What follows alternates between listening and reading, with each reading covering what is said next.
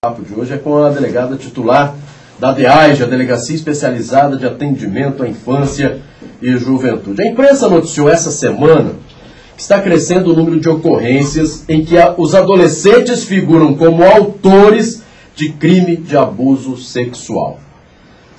Quem é a vítima? São crianças. E é uma situação que vem preocupando todo o efetivo da Delegacia Especializada. O que é que está acontecendo, doutora Maria de Lourdes? Bom dia, é um prazer recebê-la aqui no programa Tribuna Livre. Bom dia, Marquinhos, bom dia, Sérgio, bom dia a toda a sua equipe, bom dia a todos os ouvintes da FM Capital deste estado de Mato Grosso do Sul. O que ocorre é que nós verificamos um número elevado de ocorrências de estupro de vulneráveis. Ou seja, vulneráveis são aquelas pessoas que não têm aquela proteção, que não sabem se defender, cujas idades são abaixo de 14 anos. E esses estupros estão ocorrendo dentro de suas casas, das casas das próprias vítimas, ou nas casas próximas. Ou seja, são tipos de crimes que estão fora do alcance da Polícia Civil. A polícia não tem como estar dentro das casas das suas vítimas, orientando para que aqueles crimes não ocorram. E de que maneira a gente levar essa preocupação hoje da polícia para a mãe, o pai, os próprios familiares, para que possa cuidar um pouco mais dessas crianças? Marquinhos, quando os crimes ocorrem em via pública nas ruas, a polícia tem como atuar de uma maneira mais fácil. Mas quando está dentro do próprio lar, significa que o pai e mãe, ele está ausente. Eles não estão se preocupando tanto com os filhos. Ou naquele momento, digamos, de bobeira, ele deixa o próprio filho com o vizinho, ele deixa o filho com o primo, já adolescente, com o tio, ou até mesmo com o padrasto. Nós temos várias ocorrências também nesse sentido. Então, o que se pede é para que pai e mãe realmente exerçam o seu papel de educador, para aquela pessoa que tem que estar presente, dando valores aos filhos, mas que cuide mais dos filhos, principalmente as crianças. O que uma criança de 5, 6, 7 anos sabe sobre sexo? Nada. Então, essa situação, pai e mãe tem que estar presente.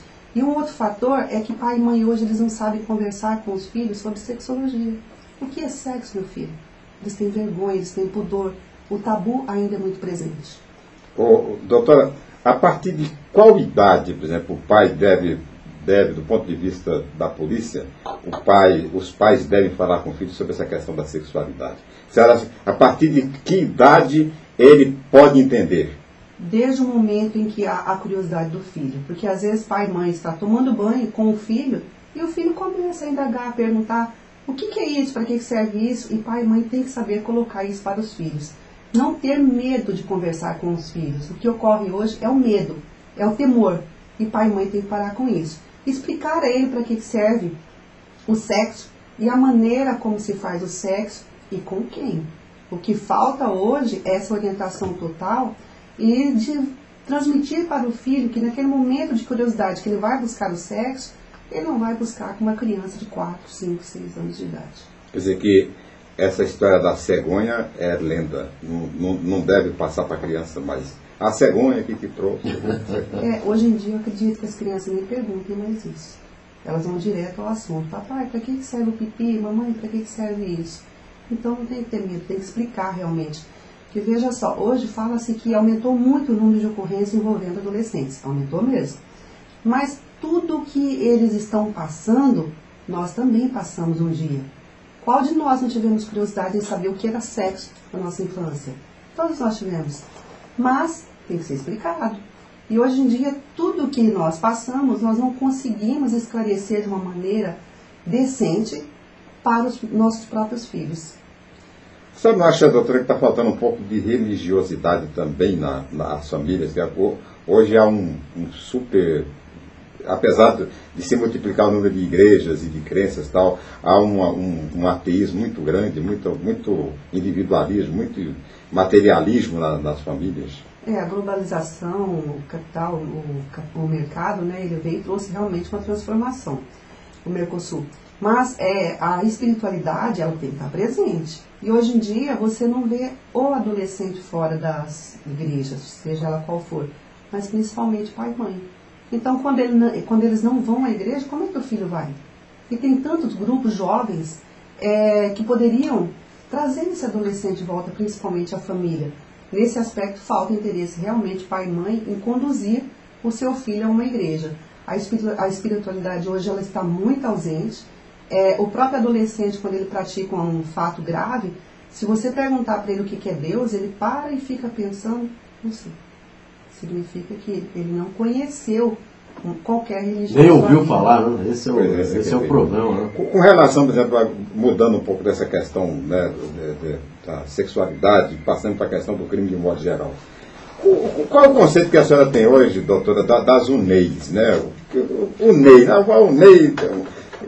a senhora tem, do ponto de vista policial, né? O que a senhora acha das UNEIs hoje, o que poderia substituir as UNEIs? O próprio lar, com certeza. Qualquer UNEI, se tiver um lar antes dela, é tudo de bom que poderia ocorrer na vida de um jovem. Eu digo sempre o seguinte, a Unidade Educacional de Internação, as UNEIs, ela não vai recuperar o adolescente de uma hora para outra. Veja só, Sérgio Cruz, a família, ela ficou 13, 14, 15 anos com esse jovem, com seu próprio filho dentro do seu lar. Ela não conseguiu educá-lo. Aí como é que agentes educadores, em questão de dias, vai conseguir reeducar quem nunca teve educação? Então é uma situação bastante complexa realmente. Agora eu acredito que é um trabalho sério, como vem fazendo as UNEIs, mas aliado à família. Não adianta nada a família também não fazer uma parceria com os trabalhos das UNEIs. Isso também por vezes não ocorre. Então se a família não estiver preparada para receber aquele adolescente quando ele sai da UNEI, ele vai voltar para o seu meio. Ele vai voltar a cometer delitos.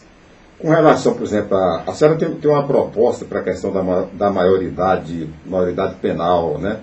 Que proposta é essa, doutora? A senhora me fala, já havia alguma coisa sobre isso? Aliás, até comentei, já faz tanto tempo, né, que as pessoas falam e a proposta é boa, e era bom realimentar isso, né? Em qualquer local que eu vou, eu sempre digo isso. Hoje os jovens, eles precisam de oportunidade e ocupação. Dessa maneira nós diminuiríamos muito a violência hoje existente, não só em nosso estado, mas também no Brasil. O que eles precisam? Ocupação. Hoje a CLT só permite que eles trabalhem aos 16 anos de idade completa e na qualidade de aprendiz com 14 anos. Por que não alterarmos a lei? Deixarmos que eles trabalhem realmente sem prejuízo às escolas, independente de qual classe social que ele pertença, porque às vezes o filho da pessoa que tem mais condições financeiras, ele também quer ter a sua vida própria, ele também quer ter o seu ganho próprio, comprar as suas coisas. Por que não permitir que ele trabalhe aos 13 anos de idade? Sei que alguns especialistas criticam muito a minha opinião, mas é diferente, Sérgio Cruz, pode ter certeza de você ver o papel e folhear aquele papel, e você ver uma situação prática hoje que os jovens vivem e não têm oportunidade, muito menos ocupação. E eles vão encontrar essa ocupação com certeza nas ruas. Veja só, o adolescente ele não pode trabalhar antes dos 16 anos completo, registrado, né, de uma forma legal. Mas para o traficante ele pode. Inclusive com os 9 anos de idade, 10 anos de idade. Eu não consigo entender porque não há essa preocupação por parte dos nossos parlamentares em alterar a lei. Ora, é mais fácil nós deixarmos eles trabalharem para os traficantes, a trabalhar decentemente e legalmente e para a própria vontade deles em não estar no mundo da delinquência. Agora, doutora Maria de Lourdes, com relação ao menor, ele já praticou um crime, né? Passou pela delegacia de menor, foi penalizado aí com uma medida socioeducativa, com a restrição de liberdade. Quando ele completar a maioridade, para a justiça ele é réu primário, ou seja, aquela condenação, né, que não se fala nem condenação, essa medida socioeducativa não existe mais? O adolescente ele tem todos os assentamentos que ele praticou, porém quando ele completar seus 18 aninhos de idade, se ele for ao fórum e pedir antecedentes criminais, vai constar nada em sua ficha.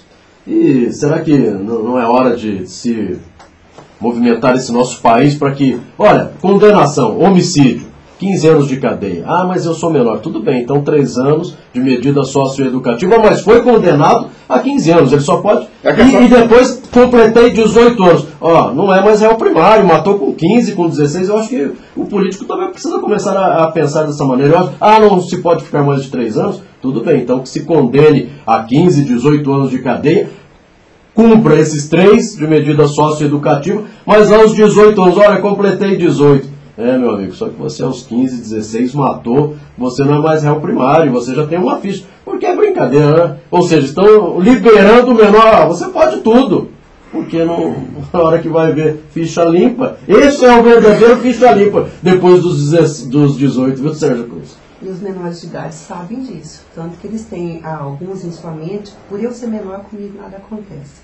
Agora é bom deixar claro que nós estamos cada vez recebendo leis que são editadas de forma a trazer uma maior benéfica, não só para os presos maiores de idade, mas também para os menores de idade. Temos uma lei recente agora que todo adolescente, quando pratica um ato infracional, por exemplo, ele praticou uma morte hoje.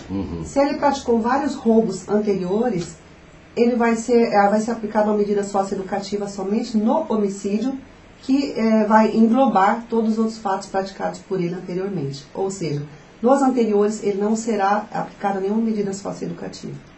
E não é só para o menor de idade, nós temos essa situação também para o maior. E assim só vem causar um prejuízo muito maior à sociedade. Bem, hoje se discute a liberalização da posse de droga, né? E eu, na época que fazia muito a área policial, pelo menos os bandidos, quando você, eu estava, usei droga, estava drogado, pratiquei o crime, o furto, o roubo, ou até o homicídio porque estava drogado. Eu acho que o menor também não é diferente, ou pelo menos a maioria, tinha fumado um crack, tinha cheirado cola de sapateiro, se é que ainda o pessoal ainda cheira isso, cola. E aí, e agora estão tentando liberalizar a posse da droga. Isso não prejudica ainda mais, doutor? Sim, os adolescentes, alguns dizem o seguinte: eu não estou cometendo mal algum a ninguém, somente a mim que estou usando droga. Mentira, pelo contrário. Ele está destruindo a sua própria família e ele está destruindo também aquelas pessoas, o meio social que ele vive. Quem é que não conhece o usuário de droga totalmente drogado realmente? Ele causa um prejuízo a todos. Eu acredito que nós não temos ainda cultura o suficiente para recebermos essa liberação e ao contrário do que dizem, esses adolescentes serão cada vez mais próximos às drogas, porque qual o controle que será feito para aquele que vai fornecer a droga? Será que realmente vai ser só algum local público que vai fornecer essa droga gratuitamente? Sabemos que não. Então vai ter uma facilidade maior para o traficante, mesmo aqueles mulas e os chamados formiguinhas, e teremos crianças, inclusive, de 6, 7 anos de idade, que vão em busca da curiosidade, que vão querer experimentar a droga. Já que ela está sendo liberada, qual o mal que ela faz? Então, o adolescente vai em busca da curiosidade, em busca de novos desafios. E os novos desafios também é experimentar a droga. Inclusive, uma pesquisa feita aí de que o consumo de maconha que ele está associado a alterações na concentração e na memória que podem causar problemas neurofisiológicos e de conduta. Ou seja, se tem aí problemas de conduta, então não adianta você, eu fumei uma maconha, mas não incomodo ninguém. Não é verdade. E tem um outro detalhe, né? Infelizmente, quando essa pessoa, o usuário, o viciado, principalmente no crack, não tem dinheiro, ele começa a furtar e daí do furto passa para o roubo. E quando uma pessoa de repente vai ser roubada, e às vezes num gesto, até num susto, se ele estiver armado, ele pode tirar a vida das pessoas. Então eu acho que falar sobre droga é muito complicado e complexo ao mesmo tempo. Doutor, em média, quantas ocorrências a delegacia de atendimento à infância e à juventude registra por mês? Por mês, eu acredito que sejam mais de 350 a 400 ocorrências. Voltando à droga ainda, Sérgio e Marquinhos, é bom dizer que tem pai e mãe que ele chega a comprar a droga para os próprios filhos. Ele permite que o filho use a droga dentro de casa, acreditando que com essa conduta ele vai impedir ou vai diminuir o uso. Pelo contrário, ele está incentivando o filho a ir para uma droga mais elevada, com um efeito mais prejudicial. Então, pai e mãe tem que estar atento também a várias situações que ocorrem dentro da sua própria casa. Quanto ao número de ocorrência, ela vem aumentando a cada vez mais, e um fato bastante aborrecedor e triste realmente que vem ocorrendo hoje na Delegacia da Infância e da Juventude, é que além dos bandidos, ou seja, aqueles adolescentes que praticam fatos graves, mortes, assalto à mão armada, nós estamos recebendo com maior número uma camada muito grande de alunos de escola praticando atos infracionais. Você fica triste porque você percebe o corredor da delegacia, quando uma pessoa que pratica um fato grave passa algemado, e ver vários adolescentes todos uniformizados com a mochilinha nas costas, que foi conduzido da escola para a delegacia porque praticou também um delito. Que tipo de delito mais comum, por exemplo, ocorre nas escolas, professor, doutora? Ameaça, lesão corporal, onde ele agride o próprio colega, agride o professor, esfaqueia professores também, furtos e posse de arma de fogo. E o bullying? O bullying, ele está muito presente ainda nas escolas, ele acontece a todo momento, essa é a realidade. Mas está meio corriqueiro, não está? Tá, bastante. Vocês percebam bem que o bullying ele já existia também na nossa época. Com certeza. Quem de nós já não foi dito para nós, o seu feio, o seu gordinho, o seu magricelo? Só que a nossa época não tinha tanta violência, não estava presente. Porque nós resolvíamos o assunto naquele momento, não guardávamos mágoa de ninguém, mesmo do colega.